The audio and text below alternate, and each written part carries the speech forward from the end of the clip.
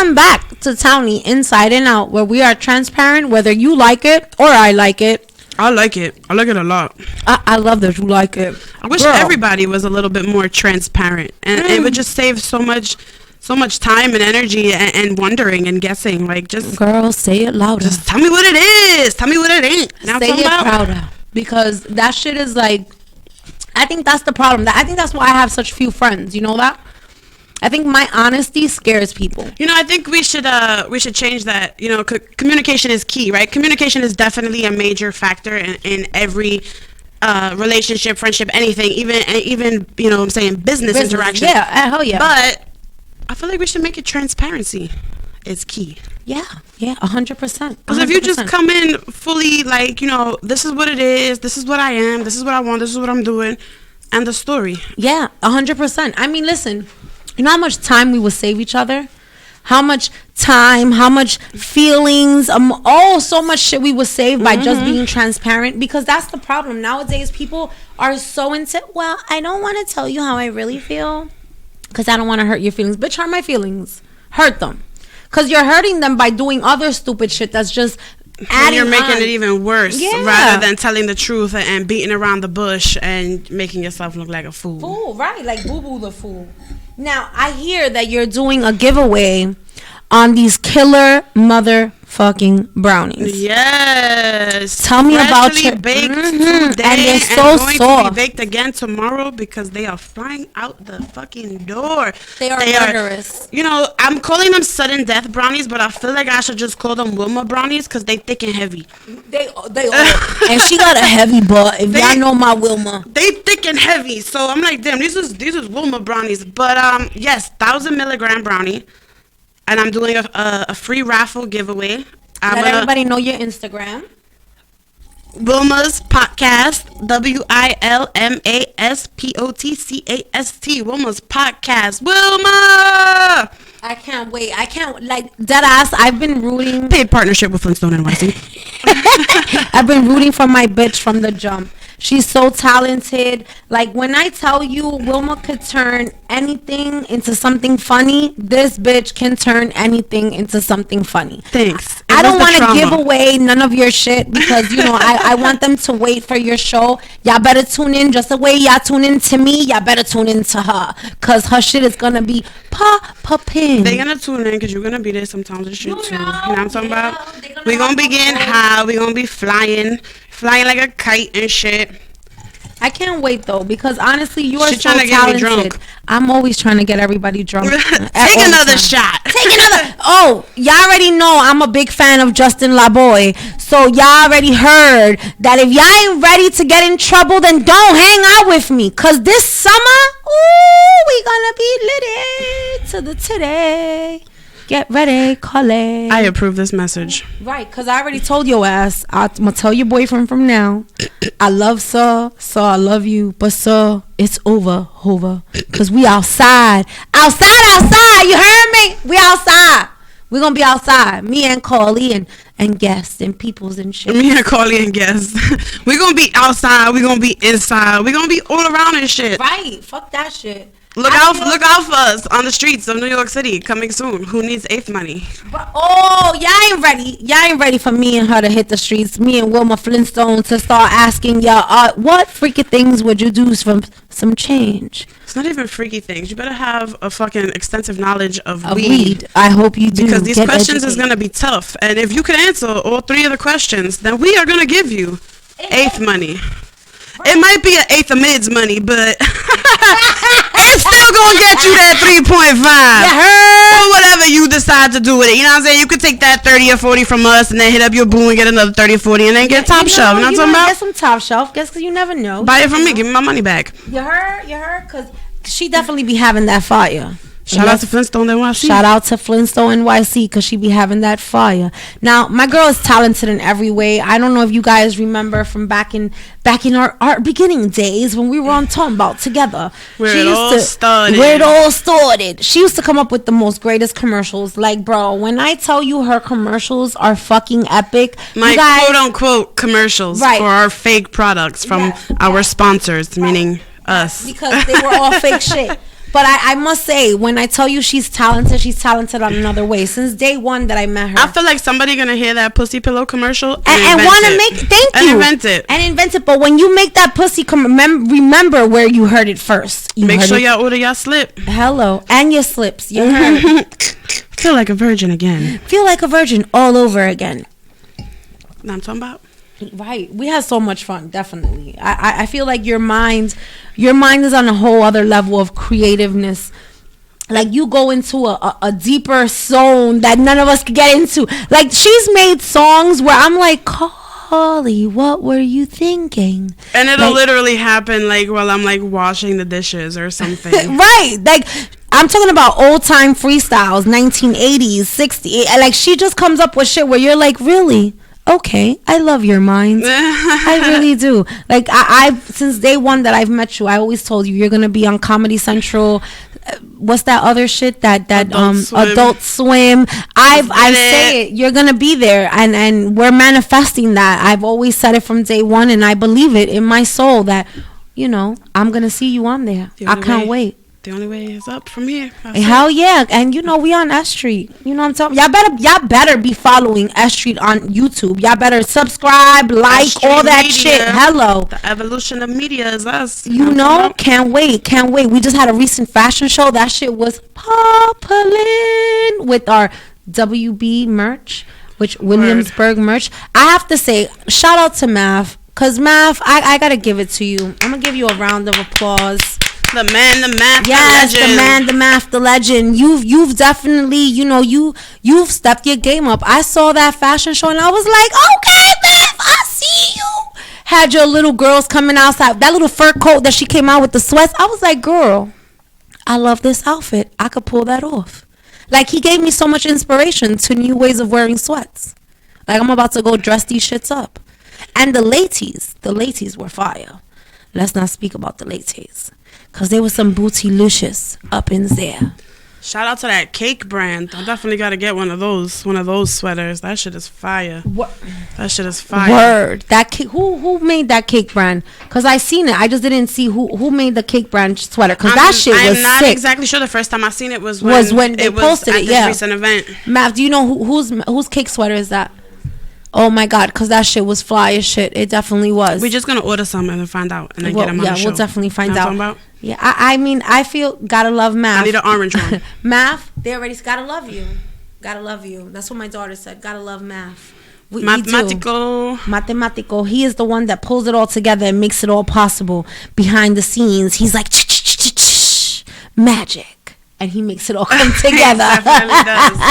He definitely does. Crop game on fucking point. Nah, I will tell you this. The first time I met him was at an event that we were at together that you had a table at. The first event I did. And the knowledge that this man gave us inspired us, moved me and Wilma to a point where we were like, okay, we have a whole new thought on how we're going to do things, how we're going to move, how we're going to operate. Mm-hmm. And I must say that, like, as far as like me and you, we really took that shit personal and took it to heart and valued every word he said to us.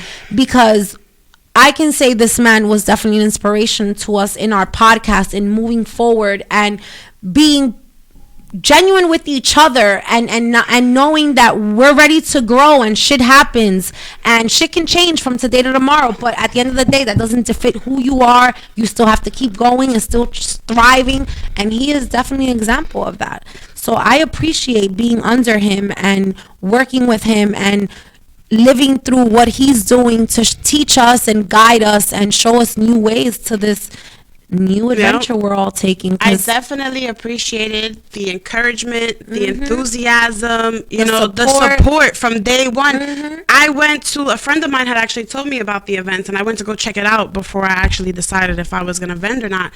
And that's the first day that I met him, and he was like, oh, you gotta do a podcast. And I was like, oh shit, I'm famous already? Because we're going to be famous next year. Y'all going to know about us. So remember us. So yeah, I definitely, like I said, I definitely appreciate all of the encouragement, all of that. It definitely gives you, that extra, like that. There's somebody rooting for you, even if you got fans or people telling you. It's somebody in the industry, somebody who's been there. It's telling you like, you got this, you can do this. Like I believe in you. So it definitely gives you that extra like oomph to want to go and do more. And yeah, I mean, listen, that's one thing I can say. I definitely give props to us that we start somewhere, and anything that comes and changes the course of what we're doing, and we decide to stop and say, hold on a second, just because this stopped doesn't mean I stop. I continue. And we start a new venture. You're about to start your new podcast coming soon to S.STREET. Wilma's podcast. Like, I thought this was like a hobby. Like, nah, this is a lifestyle. Say it louder, say it prouder. You know what I'm saying? Like, I've always been very shy and very, I remember when I first met you. Introverted, and I'm a homebody, and I don't like to talk. I don't really like to speak my mind. I'd rather just sit and observe. I'll be in the back of the party rolling up, like minding my own business. But this has definitely given me that extra initiative to be able to voice my opinion and not feel so shy or worry about what anybody is going to think. So now y'all heard me. Now you're going to keep hearing me. Right, and feel her, because y'all don't even understand yet. Like, honestly, y'all don't even understand yet. Like, it's so amazing how talented you are, that you yourself, I think you really haven't understood how talented you are. Like, you can dead ass hear a beat of something and come up with your own verses of your own shit, come up with a commercial, and I myself have sent her words of what I'm thinking of, and she's come up with a whole shit. So she's beyond her mind works in a way, the mind of a creative. Yes, I love the way her brain works. Like, I love the way her brain works. It's just fabulous. I can't wait to hear what your show's gonna be like. I can't wait to promote you and push you, because I believe in you, bitch. I love you. Thank you. I believe in you too. Yeah, girl. I mean, listen, at the end of the day, we're women that need to push each other, empower each other, and make sure that no matter what cattiness goes on, fuck the bullshit. You gotta have a solid foundation. Yeah. You gotta have a solid foundation with anything. There's gotta be mutual understanding. There's gotta be respect, communication, and like we said before, transparency. Yeah, I mean, that's always been my biggest shit, that I'm very transparent. You've been my friend for a while. You could understand it. I'm very aggressive. Our friendiversary is the 4th of July. And oh my God, I can't wait. Turn the fuck up. We're gonna get crazy on the 4th of July. And then it's my 30th birthday this year, so it's lit. I can't wait. Oh my God. Look out for that crazy birthday cake that's coming. That's infused with weed, shrooms. We're gonna die. We already spoke about various other substances. Yeah. We may die eating this cake, but just know that we did it all for you, fans. We're not gonna die. We're gonna experience an ego death, and then we're gonna be more alive than ever. I mean, I feel like we always like to push the limits of the shits. So for your birthday, we're gonna push all the limits of the shits. Shout out to my niece that's always listening to us. My baby love cakes, Nayana. I love you because you're always supporting me. Shout out to you, Nene. Yeah, because Nene always listening. My girls, I gotta definitely say my daughter and her little friends, her little clique of friends are my biggest supporters, They're always rooting us on. So I love the fact that they definitely jump on our lives. They fucking like all our shit. They share our shit. Every time that I see Jade, she will literally quote something that I said and be like, "Big." Yes. And I'm like, yo, I don't even remember saying that. Like, good, kudos to you for paying attention, bitch, because I don't even remember. Yes, like, I love it though. But I mean, it just goes to show that sometimes you yourself, you say shit that you don't realize that you say that are influential. Sometimes I say shit that I shouldn't. Oh, but I mean, so I feel like that's why I block it out, because I'm like, but then I'm like, you know what? It might offend one person, but 10 other motherfuckers gonna laugh at this shit and be on the same motherfucking page. So it's all good. Listen, I feel like if I don't offend one person a day, I haven't done my job. I haven't. I feel like sometimes I offend people just by existing. Yeah. I mean, listen, I work in a men's clothes. Shout out to Sammy's. Yo, come check me out, 316 East Fordham. But I feel like working in a men's clothing store will teach you a whole new value of life. Because, girl, sometimes I look at these things and I'll be like, oh, so you want to play with me? At least you get honest tips. Oh, I do. I love those tips. I'd rather work in a gentleman's store than a gentleman's club. I believe so too. Like, all I have to do is stand here and look cute and tell you that you can't afford this sweatsuit. Oh, no. See, that's crazy. The problem. The problem is that I'm honest. So if I don't think you look good or you can't afford it, I'm going to tell you. Like, let me show you this selection over here, which is totally understandable, and people should respect that, because they don't, Carly. The other day, I had a guy dead ass curse me the fuck out, where I had to stop and laugh because I was like, bruh. You mad at me for I've never used a straw in a wine glass, and I'm still getting used to it. Isn't it fun, Isn't it fun? I feel like I want a bendy straw or like a twirly one. Next time I'll get you a twirly. We're gonna order some. I got you. But we're saving the turtles. We're gonna save them. But I feel like, this customer was so mad at me, where I was just like, bro, you need to chill, bro, because like I'm just telling you the truth. I'm trying to low key tell you that cult of individuality is not for you. It's too expensive for you. I work here, and I can't afford Carly it. is in love with a coat outfit that, like, bro, the sweatsuit I'm leaving. The sweatsuit's like $5 and change, bro. But she gonna get my discount, so I'm gonna get it for her and shit. But coat, if y'all don't by the time I got the money for it, that shit gonna be out of style. That shit gonna be out of season. That and then motherfuckers gonna be like, damn, you still wearing that sweatsuit with them don'ts? Like, yeah. Yeah, nigga, What's up? What happened? What's up? Yeah, what happened? Talk shit. Say something. Discounted. Hello. SMEs. Nah, but honestly, it's a hot ass brand. If y'all don't know about Colt, y'all better get the fuck on it, cause Colt individuality is fucking popping. Just like Vala Vasses. All you motherfuckers be out here looking for Kasubis and for all this shit. And can I tell y'all something? That the same place that they make them Kasubi jeans, they make like Colts and other fucking jeans. Levi's, Wranglers, and the same. They're the same ones. They just patch on a different. But I've never been one to really like fall victim to brands and clout. Oh, neither have I. If I like it, I'ma rock it. If I like it, I'ma wear it. I don't give a fuck if the shit is from fucking Sammy's, Burlington, Kmart, Walmart. I love Target. And shout out to Target for having that whole Keith Haring brand, because I love that. So I feel like Target, a lot of people underestimate Target. Target shit is pretty good, bro. But then sometimes I'll be in Target and I'm like, you want $26 for this shirt? Fuck you, this is Target. Fuck you mean? No, we ain't shit. Cause I be the same way. I be like, what you said, Target? You playing with me? And then I'm like, oh, $30 for leggings, Target? You yeah, no, I'm gonna go to Old Navy. You know that they see through, right? Okay. Right. Even with black underwear, they still seeing something. So let's not even. And then Target has that, plus size brand. Let's not go there. Why do you do that? But right. No, Target. No. And they literally put it in between like the regular section and the maternity section. So you're going through the plus size, you're like, oh, this is cute. And then it's like motherhood, maternity. And you're like, fuck you. I say the same shit. Like, no wonder this shit was $3.94. Fuck you and your clearance sticker, Target. Ain't nobody having no babies. I say the same shit. Fuck you, Target. And then you be thinking like, oh, these leggings or these jeans got a built-in faja. No, bitch. That's maternity. For your belly. That's for your fupa to hold it. To hold your fupa down. Oh shit, that's like the around the waist fupa holder. That's the around the waist. Fupa you know what? Holder. I'm about to go. I'm gonna go get some maternity jeans. See how that work out.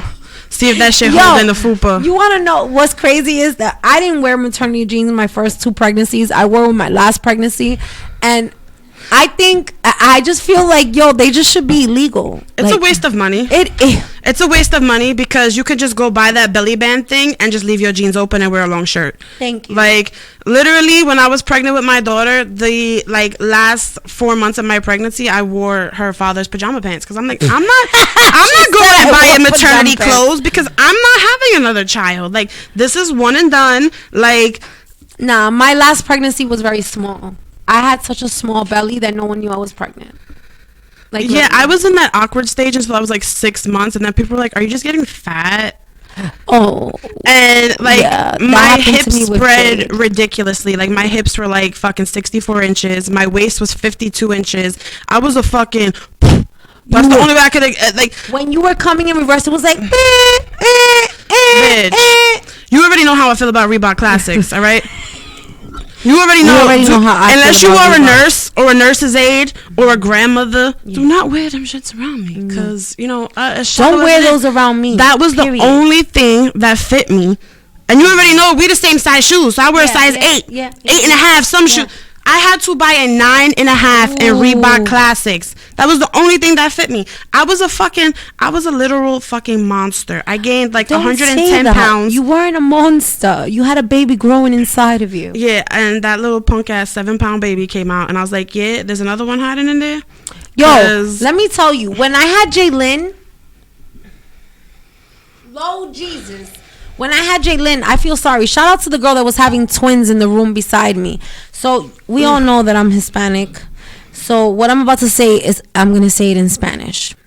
So this is what she was yelling from her room.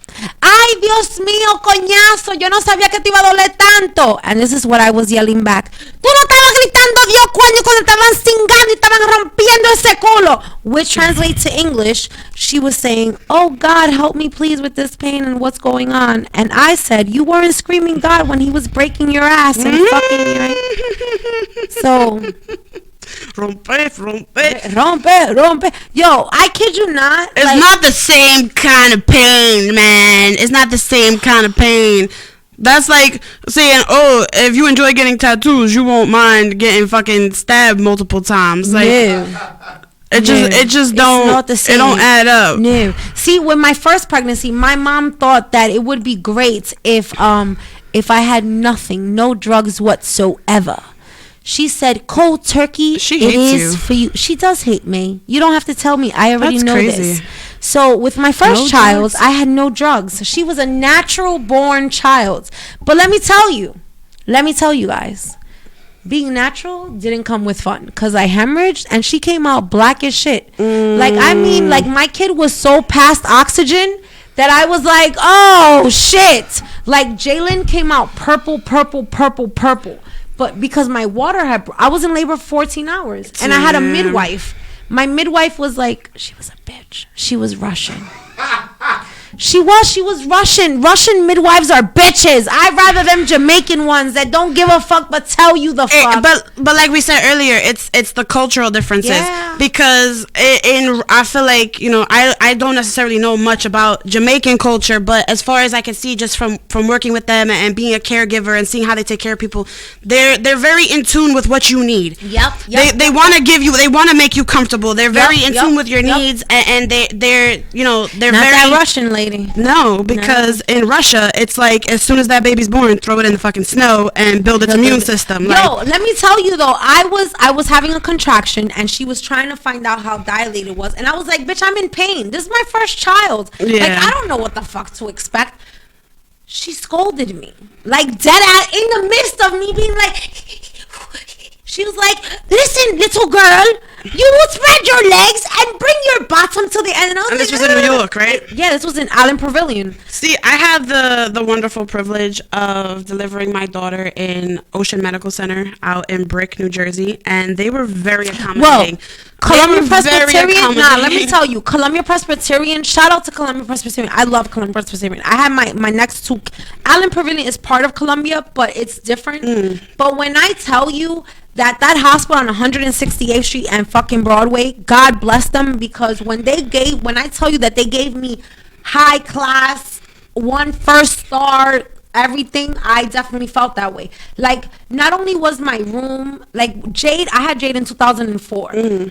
My room with Jade was spacious. It was great. The doctors were very attentive, very nice, very helpful, my water broke before she came out, like in between. Like, I'm gonna say I went in for a nosebleed and I was 4 centimeters, and then my water broke. Yeah, and they were very like cool with the fact, like, listen, your water broke. If you don't get to this part by this time, we're gonna increase this, that. And I was like, okay. They were very informative. Not like my first pregnancy where I was scared shitless.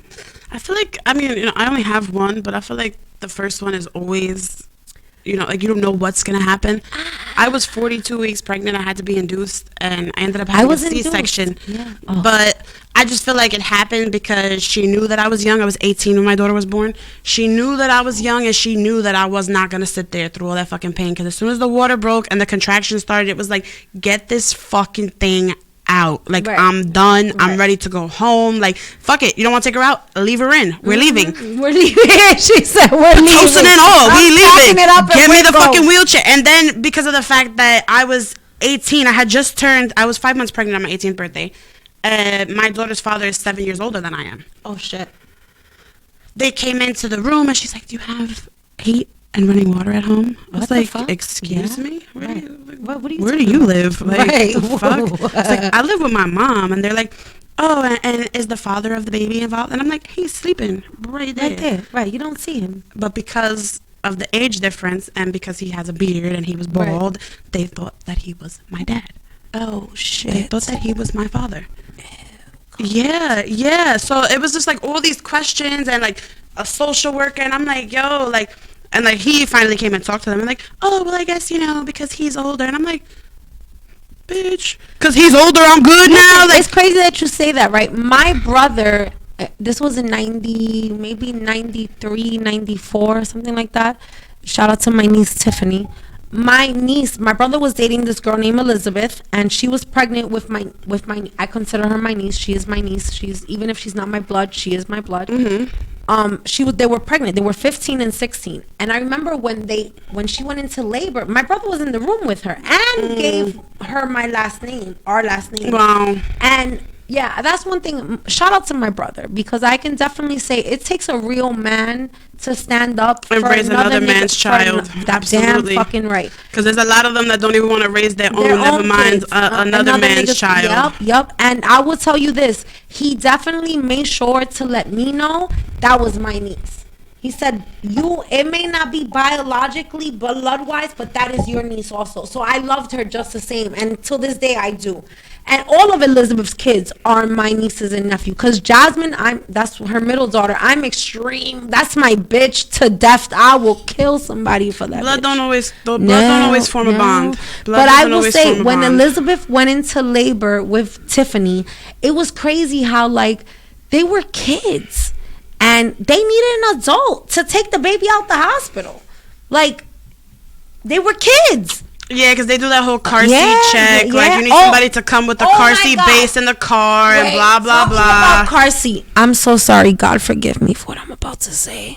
You should have seen when fucking Julie's dad pulled up with the car seat next to the subwoofer in the car. And they were like, what I'm about to say is gonna fuck your whole shit up.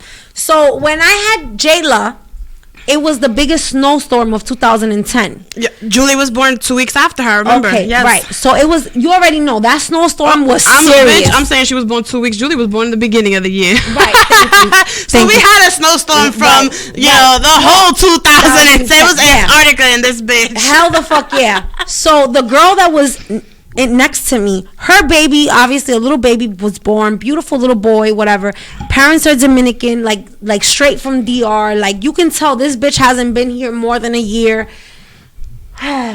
So she had the baby a day before me, so she's leaving before me. Yeah.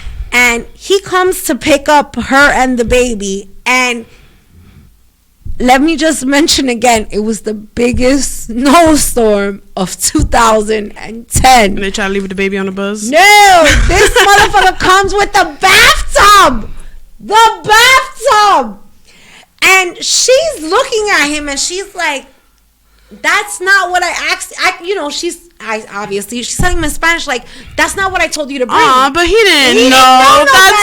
But he was an older man. He was like in his 50s having his first child. Yeah. Oh, he should have knew better. Nah, he didn't know no better. So he's with the bathtub and he's like explaining to her that the way it's shaped, it made sense to him that this is where yeah, so that bathtub wasn't sure what Heiko. So the nurse walks in and she's like, permiso, señor. I swear on permiso, this is exactly how she said it. She said, permiso, señor. Esto es para lavar el bebé, no para transportar el bebé. Yo, when I sí. Aquí, no. When I tell you I cried with her saying, el bebé no puede transportar aquí. She tried. No. She was trying, yo. She tried. Shout out to those white people trying. I was crying. I was like, señora, no poder, no, transportar, bebé. So, you know, me and her, we had shits and giggles for a little while. It was funny. I would have had to get her number. We would have been best friends after that. Nah, she was kind of crazy. I was good with that. I tried. Because I felt bad. She wasn't from this country. I felt like I could help her, you know, WIC and all that shit. She didn't know about none of that. Be a tot. But she was a toddy tot. And I wasn't ready for that toddy tot friendship. She was a super tater tot. She was like tater tot with cheese, sour cream. Yeah, she was the whole potato. The whole patata. Got tots in my pocket. Yo, but like, let me tell you, my older sisters are twins, and one is 4'11" and the other one's 5 foot tall. So we always make jokes about like, yeah, we're two, so your height got cut in half, blah blah blah, which makes no sense because if they were one, they would have been 10 feet tall, like whatever. But one of them, her first son was 11 pounds 10 ounces. Holy shit! And she's 5 feet tall, so she couldn't push him out. So she had the cesarean, whatever, and the nurse thought, you know, she was trying to make light of, like, you know, a situation. Like I always do. She was trying to be funny, and she's like, I'm sorry, ma'am, but we have to tell you that we had to transport your baby to another nursery because he ate one of the other babies. And my sister's all doped the fuck up, and we're all just sitting there like, what? Like, what are you? I would have ate the other baby because my nephew was 11 pounds, 10 ounces. 23 inches fucking long. He was a baby. He was a baby. That was like Jasmine. That was a fucking Scandinavian. That was a Viking baby. That was a baby. Like, I was 10 pounds at birth. So I was like, can you imagine another almost 2 pounds on a baby? Like, he was just, like, he was fat. He was just like, there was like, what do you do with, like, newborn clothes? No, he left the hospital in 6 to 9 months clothing. Oh shit. 6 to 9 months. Not even 0 to 3, 6 to 9 months. I believe it. We had to return so much shit, but my sister was like, what do you mean? You transferred where? And then the nurse was like, I'm just kidding. Because most babies, within 6 hours of being born, they don't even drink a bottle. Or they'll drink a 2-ounce bottle. This fat little motherfucker, within 6 hours of being born, drank 4 2-ounce bottles. And he was not satisfied. He was not satisfied. And even to this day, you know, God bless him, he's autistic, but even to this day, he's 6'4". He was hungry. He was hungry. He was hungry.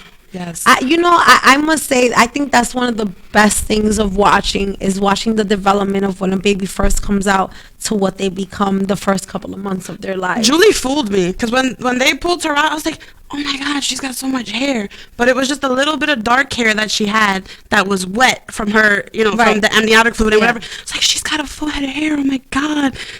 No. Oh, no. She was bald till she was almost 2. Jaylin had an alfalfa, and like a little alfalfa. Like literal alfalfa. That's the only thing I could do with Julie until she was almost 3 years old. Was the little ponytail and the little palm tree. By the time Jaylin was 3 weeks old, she had a helmet of hair. Wow. Like my baldest baby was Jade. She was like a bald rat.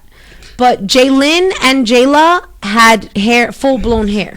So when I had seen her, because I had the C-section and the anesthesia and whatever, I didn't get to see her till hours later. So when they showed her to me, I was like, where did her hair go? And her dad, when I met him, he was already balding. So at this time, he just had the baldy. So I was like, do we really have a bald baby?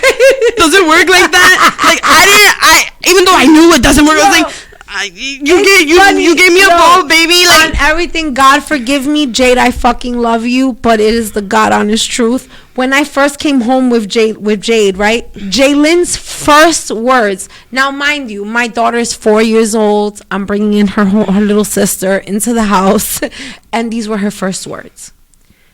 It's a rat. Put it outside in the dumpster. And I was like, what? It's a rat?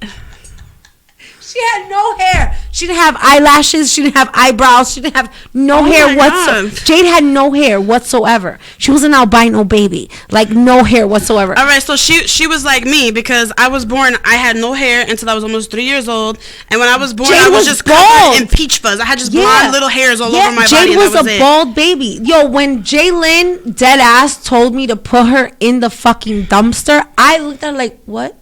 We can't put her in the dumpster. She's your sister. Who's letting her listen to Brenda's baby? Brenda got a baby. I don't know, but she was ready to put that baby in the fucking dumpster. She was like, it doesn't belong here. It's a girl.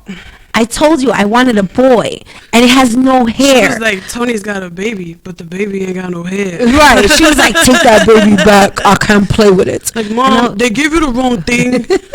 Go back to the hospital. But mind you, Jade was my most beautifulest baby. Jade looked like, you ever seen those doll babies? That's how Jade was my most gorgeous baby being born. Like, she was, I don't even know how to explain it. Like, she was perfect from head to toe. Like, in every aspect of the word, she was just perfect. That's how I feel about Julie, because she was a C-section baby, so she didn't have that little cone head. She was just perfectly round. My kids didn't either. She was just perfectly round. But she looked like a little vieja. She looked like a little old lady. You know who looked like she had like little wrinkles under her eyes. And then just because of like the hormones and them being born and stuff, like, I remember changing her, and like I had nephews. I always took care of my nephews, so I never took care of a little girl. Right. And I'm changing her, and I'm like, why is her vagina swollen? And I'm bugging the fuck out, and I'm like, is my baby growing balls? No. Oh my god, like, what is going on? Like, what the fuck is happening? Hermaphrodite? Yeah, no. Yo, I was literally bugging. My mom's like, yo, you don't understand. She's adjusting. Like, she's adjusting to being out. And I'm like, I went to the emergency so much when Jaylyn was born that dead ass serious, I swear on all my children, when I would walk into Columbia Presbyterian, they would be like, Miss Lugo, please tell us first, what is your concern? So we can tell you if it is valid or not.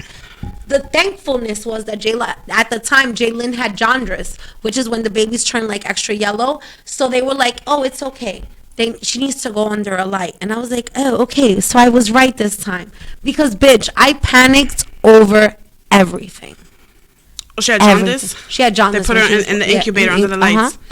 Yeah, Julie had that a little bit, and they were like, just put her by the window in the sun and blah, blah, blah, blah. And they, just like when I was born, too, they put her in, like, an incubator, because when I was born, as soon as I came out, like, I pooped. And she did, too. Like, she just, like, she shit all over the table. And it was, like, for whatever reason, meconium or whatever it was. Yeah. You know, like, just throw that baby on my chest like they used to do it back in the days. Like, let me get back to work. Honest to God, I can say that is the most amazingest feeling on fucking earth. The skin-to-skin contact. Yeah. The minute that baby comes out and they put that baby on you, it's like... Like beyond an epiphany. I didn't have that full experience because of the C-section. Oh, I had to wait a couple of hours before I actually got to hold her. But it was still, you know what I mean? It was still... Look how crazy you say. Right, with Jaylyn and Jade, I got immediate contact. I didn't want nobody there. I didn't want nobody there. I didn't want my mom. I allowed my mother, my father, his mother, his father. But I was like, my sisters, his sisters. Like, y'all got 1,001 kids between all of y'all. Come see us when we come home. Right. You know what I'm saying? Like, don't come to the hospital. I'm dope the fuck up. I couldn't even, I'm like, I can't even stand, like, all this other bullshit. My cousin Gennaro was there for my second birth, and when I can tell you that birth made me realize how not nice child labor is, because she would tell me, like, oh my god, your vagina's expanding, and I'm like, what? It is? Like, what? And she's like, oh, like this big, and I'm like, oh my god, that's not what I brought you here for, bitch. Hold my hand. No, she didn't. Hold my hand and tell me I'm pretty. Like, fuck out of here. No, she didn't tell me I was pretty at all. And then my baby daddy was just holding my leg, like, ready to pass out. So I mean, Jeremy was I can say Jeremy was like the best, because he was on it like white on rice. Like, he was like a Lamaze fucking coach. He was like, breathe, babe. She needs a fucking epidural right fucking now. Like, he was on it. Like, I had Braxton Hicks. So I think he was just I tired experienced of the that shit. from like 6 months. That shit is no joke. Julie's dad was very, he was very into it. He was very interactive with it all. He wanted to be a part of all of it, all the appointments, all of that. So I appreciated that. But it was like, Annoying. as soon as they pulled the baby out and stitched me up, him and my mom was like, all right, we're hungry. We're going to get pizza. And I was like, y'all just going to leave me in this hallway with my pussy out? Oh. Like, because at that point, everything was just, I was in a gown and everything was said, open. with my pussy out? Because they took me out of the OR and I'm waiting in this hallway for whatever to come. And I honestly, I almost died because I have the RH negative factor in my blood. Right, you have. So I had to get a shot. She had to get a shot. Luckily, they gave her the shot. But after she was born, I didn't get that shot. And I just thought it was from the anesthesia and the surgery and everything. And I was just in and out. I was in and out. I felt weak. And I felt like my heart rate slowing down. So when I'm in this hallway, and I feel like I'm in a fucking horror movie because the hallways are dark, and there's like one light here and one light there, and these two strangers are just fucking spraying water on me and wiping me down and shit. And I'm like, I need the shot. I need the shot. And if it wasn't for that nurse's aide or whatever she was to come to me, and I was like, I'm RH negative. I need the shot. Like, I was able to tell them, like, that shit, like, I don't even want to know what could have come from that. What's crazy that you say that? When I had Jaylyn, right, I had a dream while I was pregnant with her that I hemorrhaged and that they gave me a shot and I passed away. And on God, my mom was with me. I hemorrhaged when I was pregnant with her. I bled so much. I had blood in my toenails. I soaked up 3 quilts. And I told my mom, if they give me that shot, I'm going to die. And my mom didn't allow them to give me that shot. And I stopped bleeding on my own. I clotted, I clotted on my own. Yeah. And I was grateful that she listened to me. You know your own body better than anybody. And that's why, like, I was thankful for the fact that I was able to speak and express that I needed that, and they didn't give it to me. Because I'm like, of all these other things that you were pricking and poking me with, you couldn't look at my chart and see. Because when you're pregnant, if, say, the father of the baby has obviously everybody has a different blood type or whatever, but if they don't have the RH negative factor, or that when that baby is forming in your womb, you have to take care of it. Your body will literally start attacking it like it's a foreign like it's a disease. It's a foreign object. It'll start killing it. So it was just like it was crazy. It was crazy. Never again. I'm good. I experienced it. I did it. You know what the sad part is? Tubes that you say for my that 30th birthday. I hear that, babe. But you know what's the fucked up part about that? That as women, they don't educate us enough. Even black women. Do you know how many black women die during birth? Unfortunately, yeah, the percentage is definitely higher of African American women that die during childbirth or have complications, and it's this is another thing. It's a very sensitive subject, but it's something that needs to be addressed. It's something that needs to be known. Say it louder, say it prouder. It's something that needs to be known. It is sad. Listen, I say it because when I went through it, when I experienced, they knew I was Spanish. I was screaming in Spanish. They knew I was Spanish. When I swear on my kids, my mother, if my mother wasn't with me or my child wouldn't have been here. Like I said, I hemorrhaged. My mom was the one that ran out and was like, I can see the baby's head. Like, the baby's head is here. Because they were like, she's not, because I was in labor for 14 hours. But realistically, if you think about it, it's just carelessness on the medical staff's part. Yeah, of course. 100%. Because when you have a child, they test you for everything. They put down any diseases, any ailments, any conditions, anything that you may have is all in your chart. These people are failing to read it or read it properly, and you're not getting the right type of care that you deserve. Right. My sister had an instance. She bled throughout her whole pregnancy. Luckily, the baby was born like 6 weeks early. He survived. She survived. She needed a blood transfusion. They gave her the wrong fucking blood type. They almost killed her. Oh shit! They almost fucking killed her. And it was like, it's crazy that you say that. Oops, my bad. Like, what do you mean? Like, you know what's crazy that you say that? When I've spoken about this. Jade had lung surgery. When they first gave Jade blood, it was seeping out of her. Her body was rejecting it. It was rejecting it. And I ran to the nurse. My sister passed out, and I ran to the nurse, and I was like, excuse me, something is wrong. Her body is not trying to let the blood go in. And then they changed it to plasma. like right there and then. And she explained to me that whatever blood type it was that they were trying to ingest into her body was just rejecting it at full blown. Mind you, this kid had a whole bacteria in her body that was eating apart her lungs, eating apart her whole immune system. So her body was just repelling against everything. It was fighting off everything. The antibodies that she had, it was killing everything, even the good bacteria. It's scary. It's scary. The way that I was raised, you know, like there was very few rules growing up. I hate to even say it, even to admit it like that. We had very few rules, and the things that were instilled in us is like, do not go to the doctor unless it's life or death, and do not call the cops if it's life or death. Like, the strong ass immune system that I have today is because of the borderline being neglected as a child. Like, oh, here, take this cough drop and drink some fucking lemon water. You'll be alright. You know? Take the Roba test. But listen, my grandmother used to make a cebollín, which is onions, red onions, which is the red small onions, which what do you guys call them? Not scallions. Red onions. No. The shallots. Okay. The red shallots, like small red shallots, garlic and honey, and that shit'll cure anything.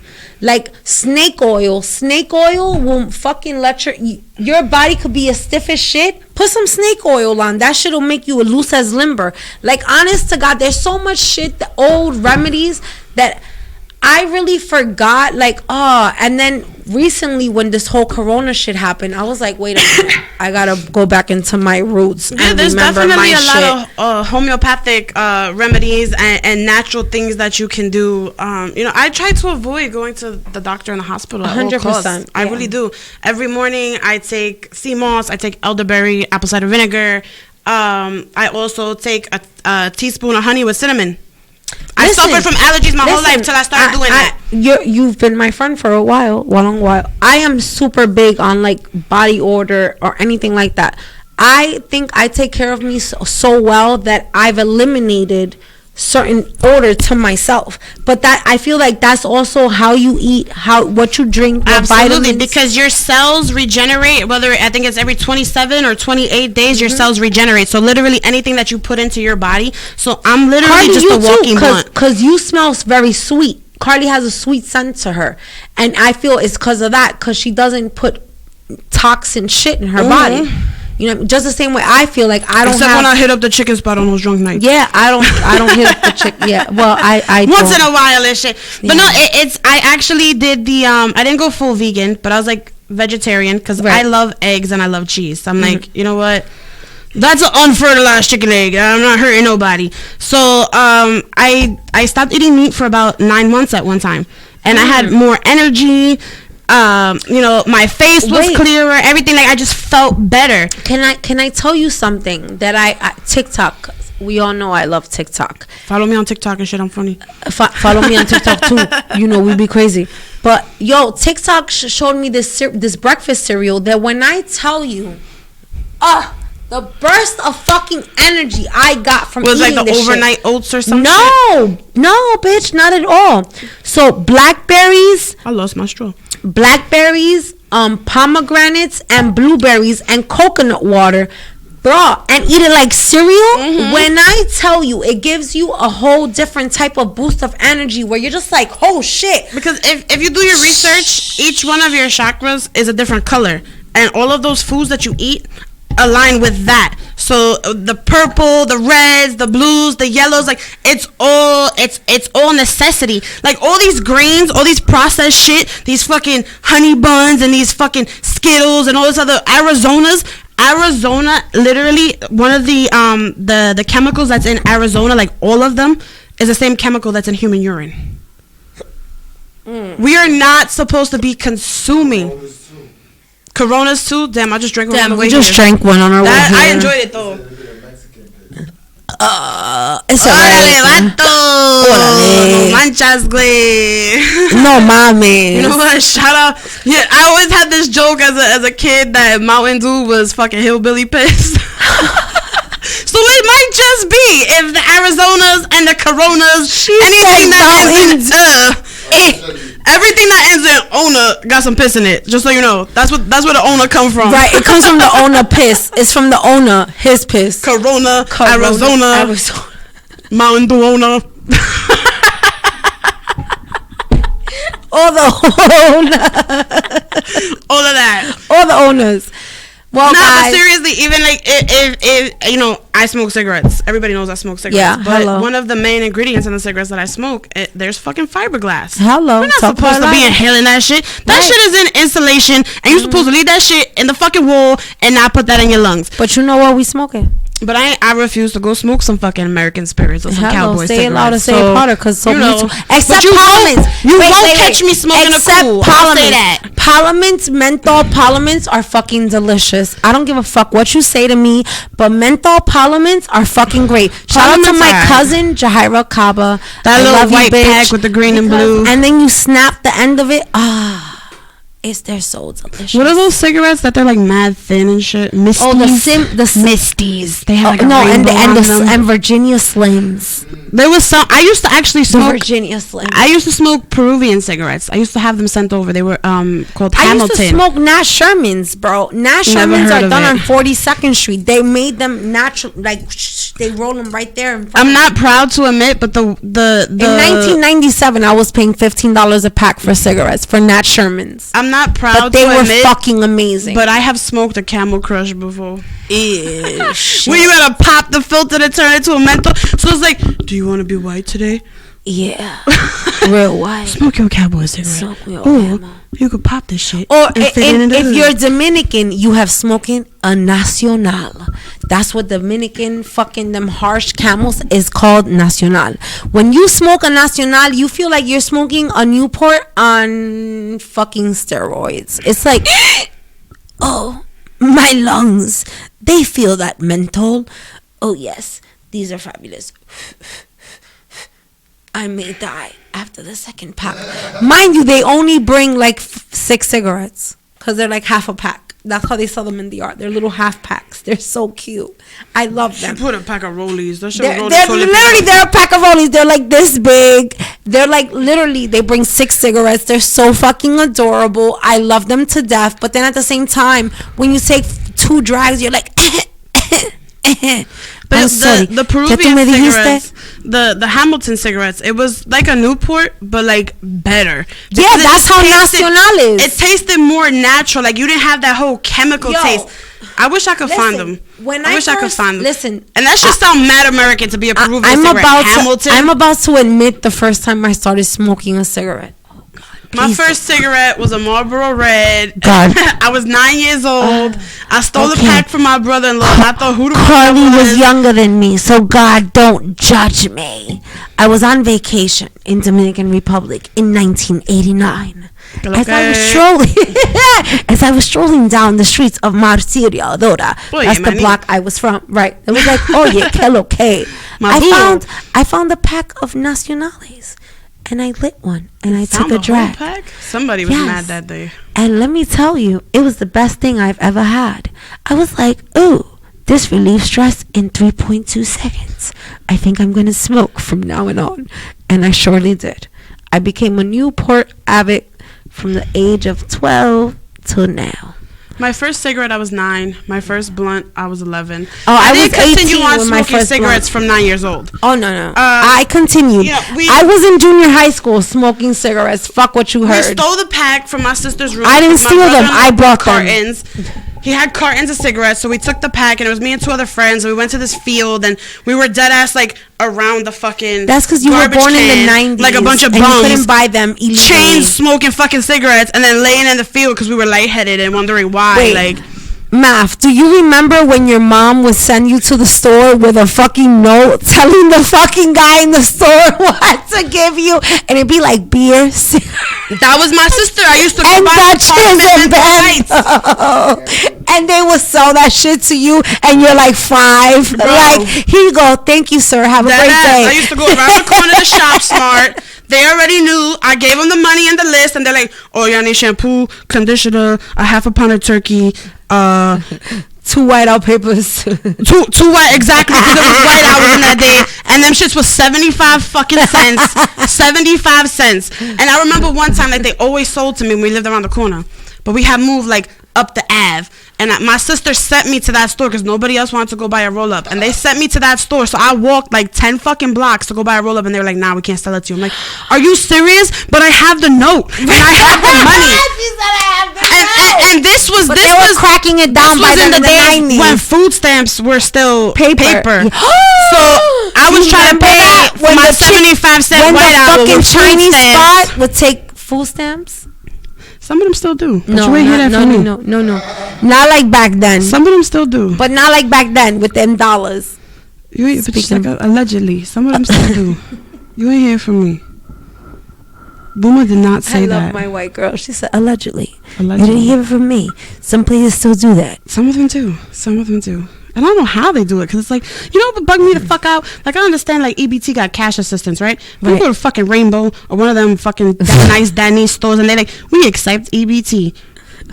Excuse me? What are you talking about? Excuse me? And y'all dead ass want to put fucking child support on a special card that can't buy shit, but this bitch could take my fucking tax dollars and go buy an outfit for the club?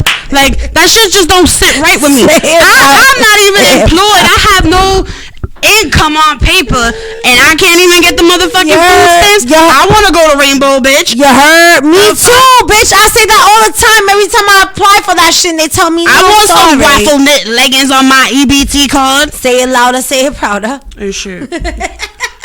Guys, thank you so much for tuning in. You know I love to talk shit with And you guys thank you for every having fucking me. Thursday. No, Wilma, Thank hello. you for having me. I can't wait for your podcast to start and for me to fucking laugh and sit back and enjoy, be a guest on your shit, you be a guest on my shit all the time, because we're always you might yes, cry. we're gonna be outside laugh. together. You know what? I feel like my outside should be our outside, so we're gonna be outside together. So guys, get ready. Join our YouTube on fucking S.STREET Media. Subscribe, like it, love it. Shout out to S.STREET Media. You already Shout out know. to Williamsburg Kids. If you 17, fucking 18 don't, collective. you already know what happens. Don't make me smack you motherfuckers down. Make sure y'all follow Wilma's podcast. Stay tuned for the future debut. Thank you. And make sure you follow Towny Inside and Out every fucking Thursday from 7 to 9 on S.STREET Media. My place of love. Love yourself. Empower each other. Always And uplift put the each neighbor other. back in hood. Yes, please put the neighbor back in hood. I want the neighbors that bring you cookies and cups of sugar and shit. Put the neighbor back in hood so you can bring me fucking coffee in the morning. I have to make it myself. Thank you very much. Love you guys. Have a great night. You always know it's always my pleasure to fucking be here every Thursday from 7 to 9 on S.STREET. Love S.STREET Media. Download the fucking app. The evolution of media is us. Get ready for us, because it's just the beginning. You don't even know what's coming to you. Have a good night, guys. Thank you for tuning in every Thursday on Towny Inside and Out, where we are transparent whether you like it or I motherfucking like it. This is me signing out. Have a great night, guys. Love you. Over and out. Over and out. Wilma, thank you for being a guest on my show. Thank I you, love thank you. you. Always. I love you. I can't wait till your new podcast come out. Wilma's podcast. Tune in. Let's get it. It's gonna be hilarious. I can't wait. It's gonna be funny and serious and shit, but it's gonna be more funny. You heard?